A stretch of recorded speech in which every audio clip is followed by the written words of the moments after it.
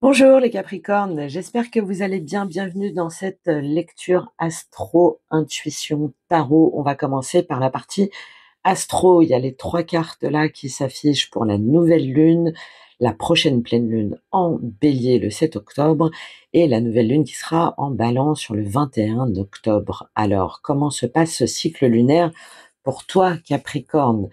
Il y a une idée là pour toi de changer d'horizon, de remettre aussi la maison un petit peu d'équerre, voilà, pour officialiser un cap.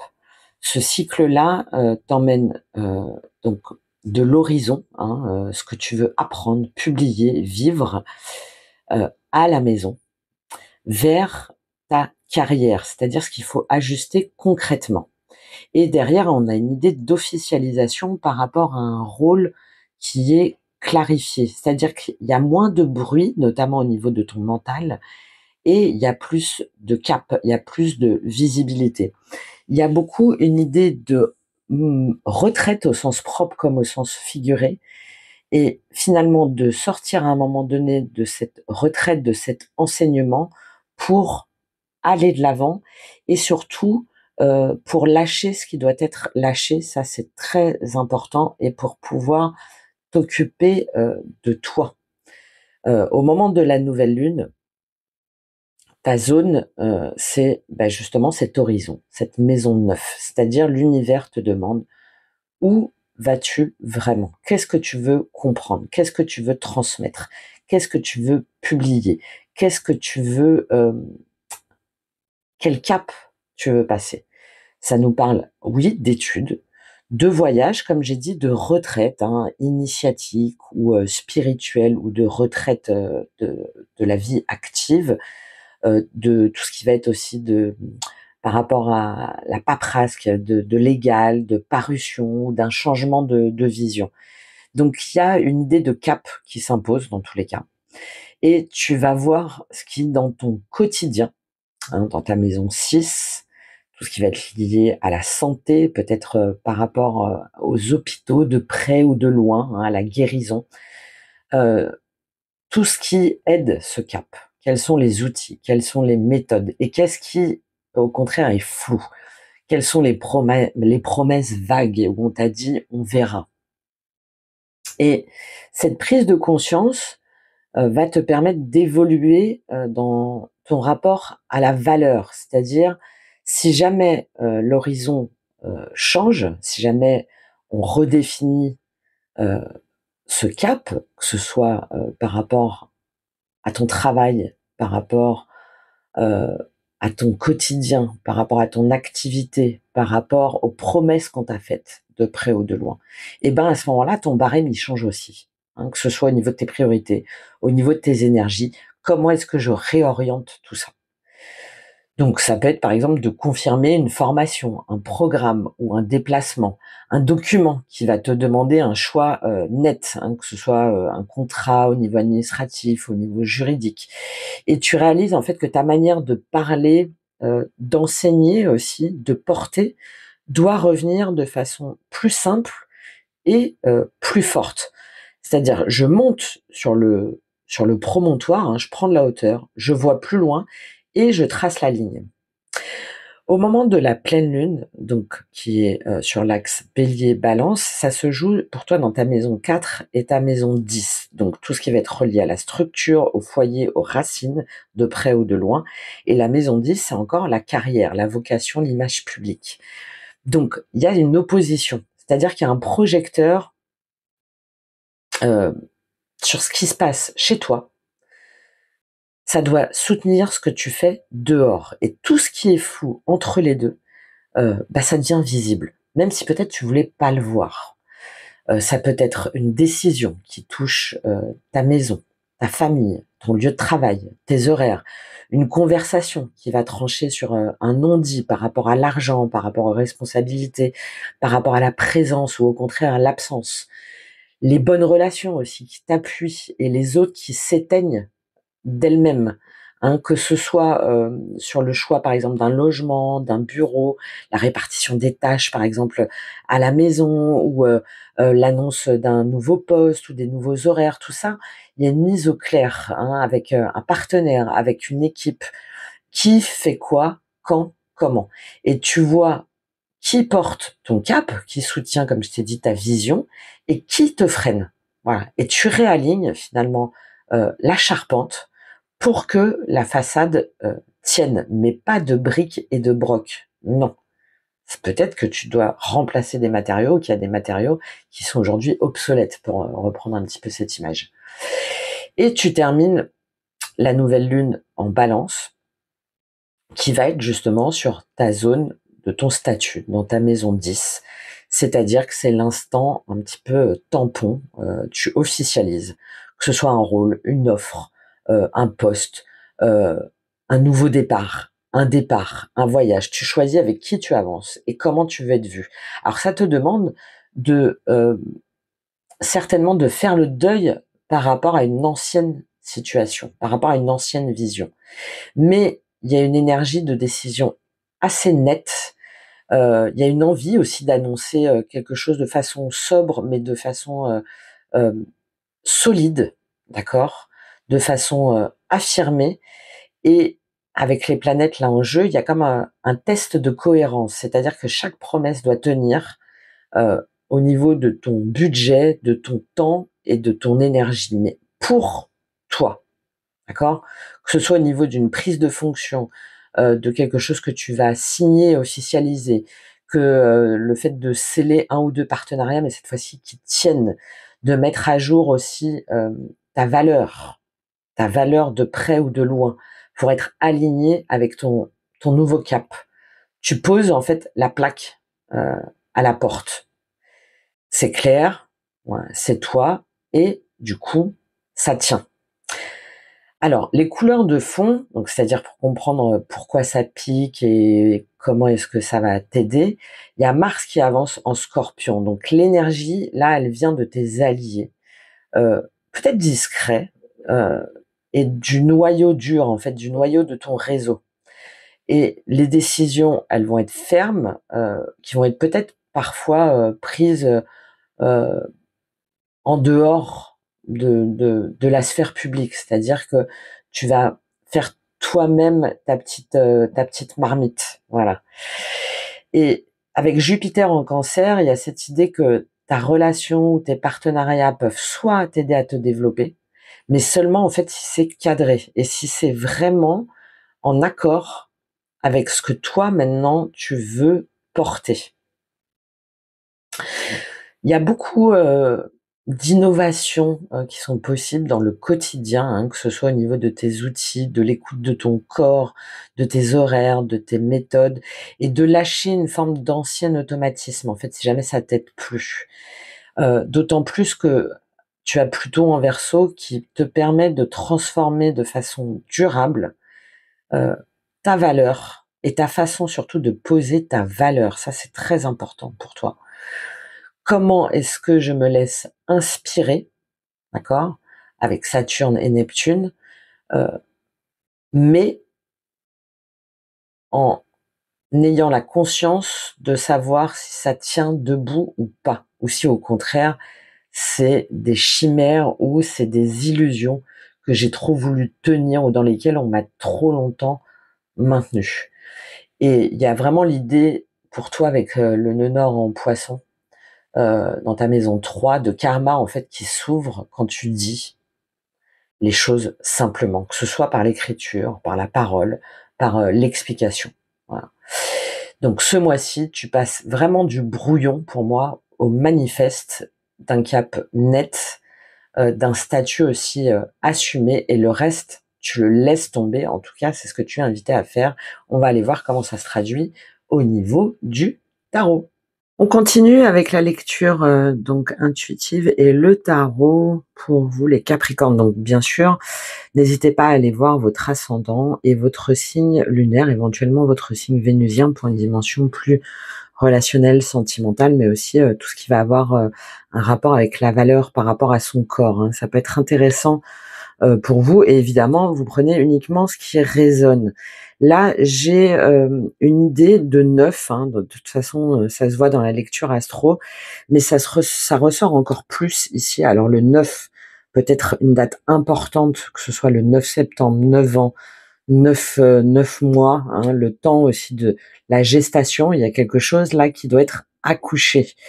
Ouais, voilà, ça me fait penser à cette image-là, hein, qui demande à être peut-être encore sur ce mois-ci intériorisé, mais ensuite qui t'invite à y mettre un terme. Alors, pourquoi je dis ça? Parce qu'il y a une dimension très mystique là dans ce tirage. Il y a quelque chose de très intérieur, de très relié aux intuitions, mais aussi aux blessures, à tout ce qui est caché, à tout ce qui est enfoui, qui est nécessaire sur ce mois-ci. Mais ensuite, derrière, il y a l'idée de maintenant, j'en fais quoi, hein? Ça revient complètement à cette lecture astro. Bon, alors évidemment, il faudra aller voir par rapport à tes dynamiques, hein, à ton thème, mais si jamais en plus tu as beaucoup d'aspects un petit peu contrariants dans ta maison neuve, donc tout ce qui va être lié à la vision, aux études, à l'apprentissage, au voyage intérieur, hein, à la spiritualité, mais aussi à l'ouverture à autre chose, ou si jamais tu as une lune ou une Vénus qui est un petit peu contrariante par rapport à ce que tu dois traverser, bah là, tu es d'autant plus impacté, d'accord? Et ton défi, avant de rentrer dans le cœur là du tarot, c'est j'ai appris, j'ai compris, j'ai traversé, maintenant, j'en fais quoi? Parce que au niveau énergétique spirituel, et pour moi c'est le cœur de ton tirage, c'est le 9 de denier. Par rapport à mes besoins, par rapport à mes envies, par rapport à ma valeur, quelle est la valeur que j'accorde à mon corps, à mes énergies, à mon temps, à mon argent aussi, hein, 9 de denier. Et quels sont les schémas que je dois couper pour me sentir dans ce 9 de denier, pour me sentir bien dans ma vie, aussi bien dans mon activité, que ce soit par rapport à une profession par exemple indépendante, mais c'est surtout le 9 de denier, c'est de ne plus être dans une dépendance relationnelle, affective, sentimentale, financière, matérielle. C'est être capable de subvenir à ses besoins par soi-même, pour soi-même, et de s'y sentir bien. Bon, allez, on rentre dans le cœur du tirage. Début de cycle, là, on a le 8 de coupe et le 9 de bâton qui est rentré dans le jeu, comme beaucoup de cartes d'ailleurs quand j'ai fait le tirage, hein. C'est-à-dire, je ne veux pas forcément voir où on verra ça plus tard. 8 de coupe, 9 de bâton, c'est je sais que je dois partir. Il y a quelque chose. Pour moi, ça se joue. Il y a une fin, en fait, par rapport à ton positionnement, que ce soit dans ton travail, que ce soit dans un environnement, que ce soit dans une relation. Il y a quelque chose où tu sais que tu dois partir. Mais derrière, comme le 9 de bâton est tombé après dans le jeu, tu vois, à l'intérieur, c'est je tiens encore. Alors, il y a deux lectures. Il y a soit tu veux partir et tu as hâte de partir parce que aujourd'hui ton job ne te convient plus, parce que ça y est, c'est la fin. Parce que tu as fini par exemple un contrat, parce que tu as décidé de quitter quelqu'un par exemple, ou tu as décidé d'aller autre part, tu as décidé d'aller voir ailleurs, d'aller chercher, voilà, d'aller chercher ton Graal un petit peu, voilà, ailleurs, même si tu sais pas encore où. Et 9 de bâton, c'est je résiste quand même, je reste dans ce 8 de coupe où je me sens pas bien, et je tiens, je garde quand même les bâtons plutôt que de les lâcher, je les garde et j'ai du mal à dormir, je suis fatiguée, je suis épuisée, mais j'ai trop peur de cette lune là, surtout que c'est ce qui va t'aider. Elle m'effraie, donc je reste malgré tout. Première lecture. Deuxième lecture, tu veux partir, tu le sais, hein, l'endroit dans lequel tu es ne te porte plus émotionnellement, mais tu dois encore tenir. Peut-être encore 9 mois, 9 jours, 9. T'arrives au bout, voilà, et il faut que tu termines, par exemple, ce pourquoi tu t'es engagé, d'accord? Et c'est dur. Il y a l'idée de guerrier blessé là, mais il faut encore que tu tiennes un petit peu avant de pouvoir quitter. Hein. Il y a 2 situations. Ce que tu veux le plus, c'est l'ermite. Alors, je parlais de retraite là dans les lectures astro, donc c'est vraiment ça. Ce que tu veux le plus, c'est te mettre en retraite. En retraite. Alors, peut-être que c'est la retraite réelle. Il y a aussi peut-être mise à distance, arrêter, hein, faire sur pause, par exemple, par rapport à une activité, par rapport à un contrat, par rapport à un engagement. Oui, complètement. Il y a surtout cette idée de vouloir comprendre. Hein. L'ermite, c'est relié à la Vierge, donc c'est le fait de vouloir comprendre, apprendre, aller voir aussi par rapport à ses racines, par rapport à ses mémoires, par rapport à son passé, pour en ressortir plus sage. Donc, très bien. Il y a aussi une idée de vouloir délier, d'aller allumer finalement ce qui était peut-être éteint, pour pouvoir ensuite tourner la page. Hein. C'est soit ça, c'est soit se mettre en retraite de façon réelle pour prendre un temps d'introspection et se régénérer, d'accord? Ou soit il y a une idée de retraite euh, spirituelle pour comprendre, pour traverser, pour identifier et pour en revenir plus fort et plus ancré. Parce que derrière, le défi, c'est quand même derrière, j'en fais quoi, hein, d'aller tourner la roue, et on va le voir. Maintenant que j'ai appris de ne pas trop rester dans cette ermite, de ne pas être dans une forme de vouloir comprendre à tout prix ou de vouloir tout identifier à tout prix, parce qu'il y a un risque un petit peu de s'y perdre là. Moi, je le vois un petit peu comme ça. Alors, pour d'autres, de façon très pragmatique, peut-être que tu vas commencer des études liées, c'est beaucoup lié aussi à la thèse, au doctorat, etc. Parce que tu sens que c'est ce qui va te permettre de gagner ton indépendance, c'est ce qui va te permettre de faire de la recherche, par exemple. Hein, c'est tout à fait possible.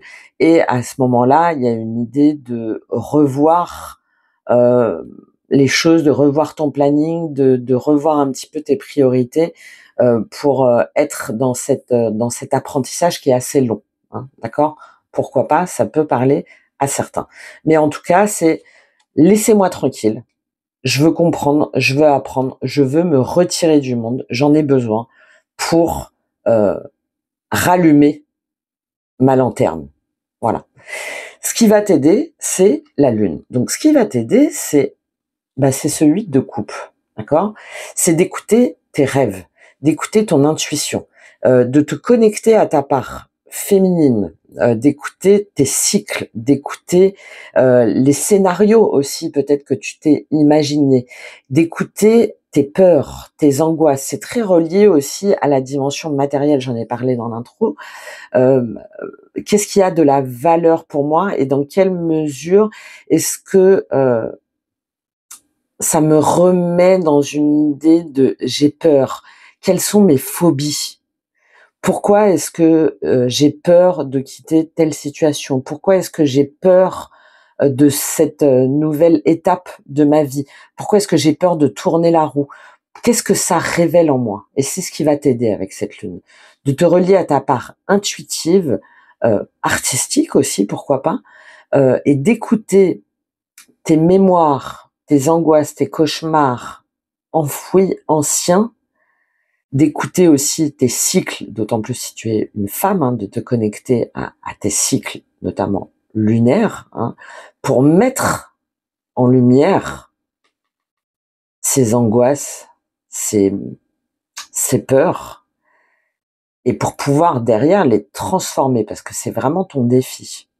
Hein, puisque le défi derrière, avec cette grande prêtresse, c'est OK, j'ai appris, j'ai écouté, j'ai traversé, je me suis confrontée à mon ombre, je me suis confrontée à mon passé. Il y a un nouveau cycle qui s'ouvre pour moi. Il y a une nouvelle perspective qui s'ouvre pour moi, des nouveaux horizons. Je le sais. C'est un nouveau chapitre. La grande prêtresse, maintenant que je le sais, je prends le livre, j'arrête, parce que c'est ton défi, de ne pas dire, de ne pas voir, de ne pas faire. J'arrête aussi peut-être de me confronter peut-être au schéma du passé ou au schéma qu'on portait ma lignée de près ou de loin. Qu'est-ce que mes mères, là c'est très relié à l'énergie féminine, que tu sois homme ou femme. Qu'est-ce que mes mères, qu'est-ce que les lignées maternelles dans mon entourage ont porté, qu'est-ce que moi-même j'ai porté, que ce soit en termes de secrets, de fausses croyances, d'attachement, de manque de vision ou de manque d'affirmation, que moi, aujourd'hui, j'ai intégré et dont je peux me libérer.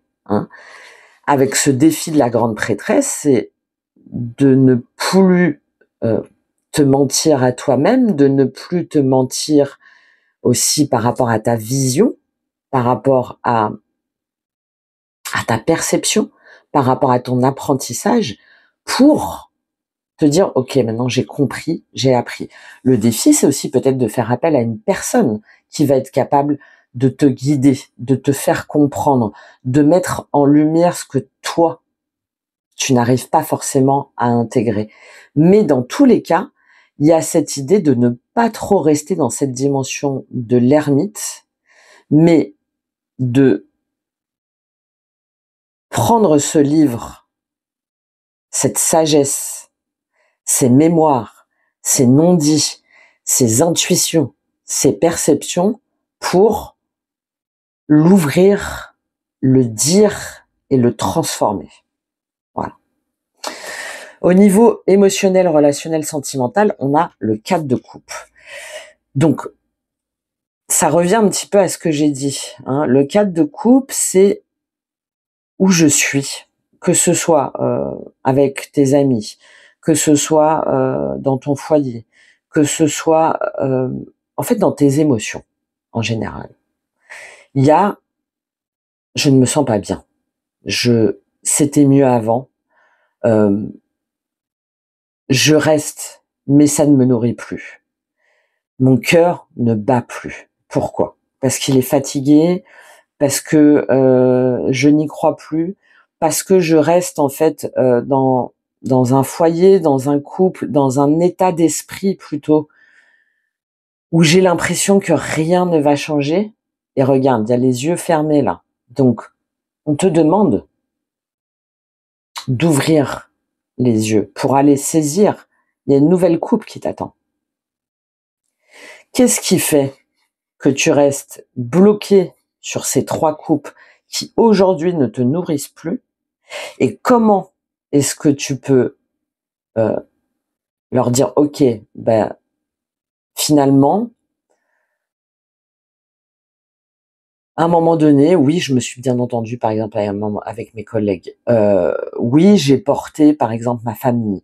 Oui, je suis restée dans un couple, alors que bon, c'était pas génial, mais j'y suis restée pour les enfants, j'y suis restée pour plein de raisons, évidemment, qui sont différentes selon chacun.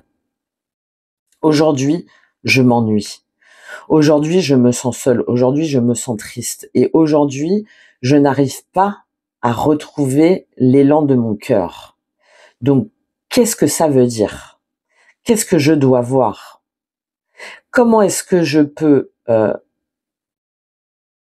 prendre, au contraire, ce qui m'a nourri? Comment est-ce que je peux m'en servir de force pour aller vers aujourd'hui ce qui m'anime? Alors, peut-être que ça te demande de partir. Peut-être que ça te demande d'avoir une nouvelle vision sur ce sur quoi tu t'es trop longtemps acharné. Peut-être que ça te demande de couper avec certaines personnes qui te drainent, qui t'épuisent, pour avoir une vision plus neuve, plus saine, plus en fait qui fait rebattre ton cœur, tout simplement. D'accord? Au niveau matériel, concret, les projets, professionnels, on a le 6 de bâton qui est tombé vers la gauche. Donc il y a quelque chose,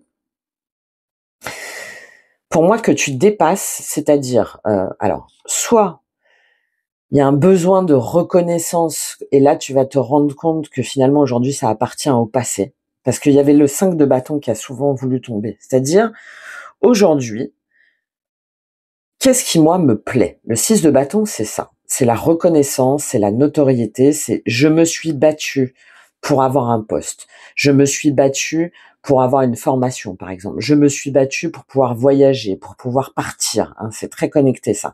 Je me suis battu pour obtenir aussi la reconnaissance de mes pairs ou la reconnaissance d'une personne ou d'un environnement en particulier. Vu que c'est tombé vers le passé, aujourd'hui, finalement, qu'est-ce qui compte pour moi? Non pas en attendant la reconnaissance des autres, mais pour moi. Comment est-ce que je peux me faire plaisir à moi? Comment est-ce que je peux reprendre mon énergie, mon indépendance pour me sentir fière de moi et pour me dire: «OK, bah, dis donc, tu t'es bien battu. Tu as fait preuve de résilience, tu as fait preuve de courage face à l'adversité, t'as bataillé dur, t'as communiqué. Euh, Aujourd'hui, qu'est-ce qui vaut la peine? Non pas pour les autres, mais pour toi. Qu'est-ce qui, moi, aujourd'hui, m'honore? Comment est-ce que je peux me sentir fier? Donc ça peut être la prise de conscience que oui, tu dois quitter un boulot, par exemple, pour pouvoir t'affranchir et pouvoir, euh, toi, faire vraiment ce qui te plaît, ce qui te donne envie. Et il y a un sentiment du coup de triomphe hein, avec ce 6 de bâton, de se dire waouh, j'ai dépassé mes peurs. Je sais que je peux y arriver. C'est ça en fait le 6 de bâton. Je sais que je peux y arriver. Pas pour les autres. Pas à quémander la reconnaissance des autres, mais parce que je suis fort, je suis forte, que je le mérite, parce que je me le dois, parce que je le vaux bien. Voilà. C'est exactement ça. Et je pense que au moment de la pleine lune, hein, encore une fois, le 9 est très important pour toi, il y a cette prise de conscience. Maintenant, quels sont les combats que je veux mener et comment je m'affranchis des, des fausses croyances, des combats inutiles pour aller ce qui, vers moi, vraiment me porte. Au niveau énergétique, spirituel, donc dans ton monde intérieur, on a ce 9 de denier. Donc c'est exactement ça. Hein, je vais passer rapidement dessus parce que ça fait grandement écho. C'est, je réfléchis, 9 de denier, comment est-ce que je me sens bien? Il y a quelque chose de très pragmatique là, ça revient un petit peu à cette énergie de la Vierge. Est-ce que je dors assez? Est-ce que je prends suffisamment soin de moi? Est-ce que j'accorde suffisamment de temps à mes besoins? Est-ce que dans mon environnement, dans ma maison, avec les autres, dans mes relations, je me sens bien, je me sens à ma place? 9, je fais un point, je fais un bilan, sans rester indéfiniment dans ce 9, mais c'est ce bilan de ce qui te permet de te sentir bien par toi-même, pour toi-même, en t'affranchissant de tous les codes, de toutes les fausses croyances, de toutes les barrières, de toutes tes peurs, que tu vas pouvoir réajuster. Est-ce que tu as besoin d'avoir, par exemple, autant d'argent? Est-ce que tu as besoin forcément d'être reconnu par les autres? Ou est-ce que tu as besoin d'être forcément avec quelqu'un pour te sentir bien, à ta place, pour te lever le matin et te dire waouh, ah bah qu'est-ce qu'on est bien. Euh, Là où avant, ouais mais il y a personne avec toi, ouais mais tu vas manquer d'argent. Non, là c'est ben non en fait oui c'est simple, oui je prends le temps, oui je vois les gens seulement quand j'ai envie de les voir. Oui peut-être que je vis de façon que je dépense un peu moins d'argent, mais qu'est-ce que je me sens bien. C'est ça qui se passe dans ton monde spirituel. Et c'est ce travail-là qui va te permettre d'y voir clair. Et en fin de cycle, on a le roi de bâton et le 5 de coupe, que moi j'aime bien. Pourquoi? Parce que là, je pense que tu vas voir que ce que tu as, alors ça peut être une personne en face de toi, hein, quelqu'un qui t'a trop longtemps dominé, hein, potentiellement un signe de feu, bélier, lion, sagittaire, que ce soit un patron, que ce soit... Pour moi, c'est un archétype masculin. Il y a un roi de bâton, plutôt dans ton environnement proche, hein, familial, professionnel, relationnel, qui t'a trop longtemps empêché, dont tu as trop longtemps attendu la reconnaissance. Ça peut être aussi la part de toi qui a absolument voulu gagner, voulu s'imposer, voulu obtenir gain de cause. Hein, tu vois évidemment comment ça te parle. Et là, 5 de coupe, 9 d'épée, roi d'épée, et ben moi j'aime beaucoup. Parce que tu vas mettre en lumière que finalement ce roi de bâton, qui est mal aspecté en fait, que ça a été un petit peu ce qui t'a retenu, que ça a été ce qui t'a trop longtemps mis dans une sensation de ne pas pouvoir être maître de ton jeu, être maître de tes relations, être maître de tes envies. Et cette prise de conscience va te permettre, 5 de coupe, c'est très bien, de te dire maintenant c'est terminé. C'est terminé, ça m'a trop longtemps angoissé, ça m'a trop longtemps empêché de dormir, ça m'a trop longtemps enserré. Et je m'en libère. Je m'en libère et regarde, l'artiste, la roue de fortune. Pourquoi? Parce que je deviens le maître, l'artiste de ma vie.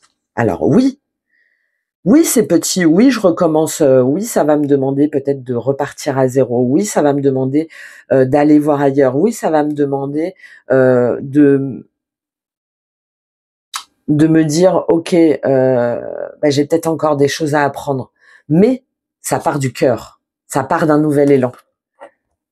Ça part d'un nouvel élan et regarde derrière. Pourquoi? Parce que tu quittes un sentiment de trahison, un sentiment de blessure, un sentiment de non-reconnaissance. De non-reconnaissance par rapport à un partenariat, par rapport à un couple, par rapport à une relation. Hein. Donc il y a vraiment quelque chose là qui est traversé pour toi sur ce cycle. Allez, je termine en prenant un petit conseil.